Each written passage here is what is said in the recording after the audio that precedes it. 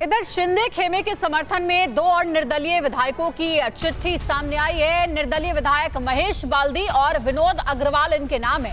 इन्होंने कहा है कि डिप्टी स्पीकर बागी विधायकों को अयोग्य नहीं बता सकते हैं।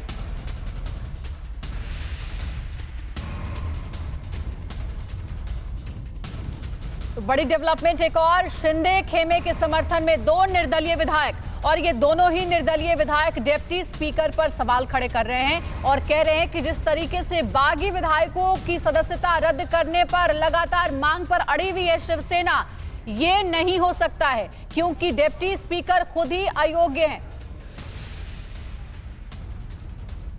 इससे पहले आपने सुना होगा डिप्टी स्पीकर के खिलाफ भी अविश्वास प्रस्ताव इन बागी विधायकों ने लाया था और इस नाते वो कह रहे हैं कि कार्रवाई का हक डिप्टी स्पीकर को नहीं है। 16 ऐसे बागी विधायकों की सूची तैयार की है शिवसेना ने जिनकी सदस्यता रद्द करने की मांग पर अड़ी है शिवसेना।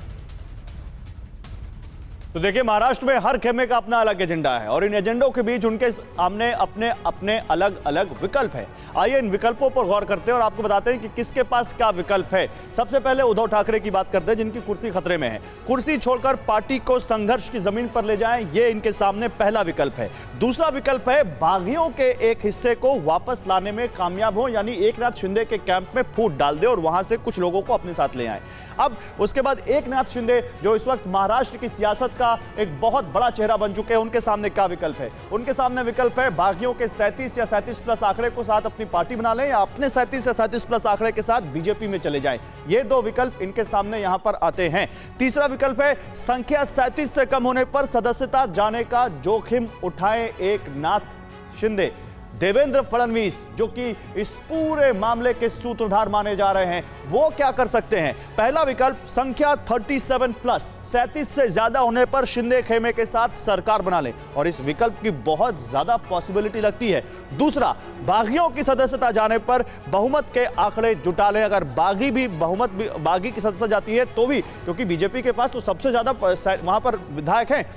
शरद पवार चाणक्य कहे गए, एनसीपी इस वक्त सख्ते में है, वेट एंड वॉच की स्थिति में है। उनके पास पहला विकल्प अपने करिश्मे से महाअघाड़ी गठबंधन को फिर से बहुमत मिलाएं और अगर ऐसा कर ले गए तो शरद पवार वाकई, जिनको इस चुनाव के बाद सरकार बनाने के लिए चाणक्य माना गया, इनका कद कहीं और बढ़ जाएगा। विकल्प नंबर 2, कमजोर हो चुकी शिवसेना से अलग होकर सबसे बड़ी क्षेत्रीय पार्टी बनने की कोशिश करें।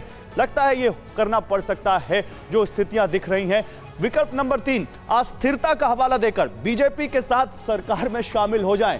राजनीति में कुछ भी असंभव नहीं, कुछ भी असंभव नहीं, कुछ भी हो सकता है। अब देखिए, महाराष्ट्र कांग्रेस इस पूरे एपिसोड में सबसे ज्यादा घाटे में दिखाई पड़ रही है। क्यों, वो भी आप जानेंगे। पहला विकल्प उद्धव ठाकरे के आखिरी अंजाम का इंतजार करें। दूसरा, शरद पवार से बात कर वापस एनसीपी प्लस कांग्रेस के फॉर्मूले पर लौटें।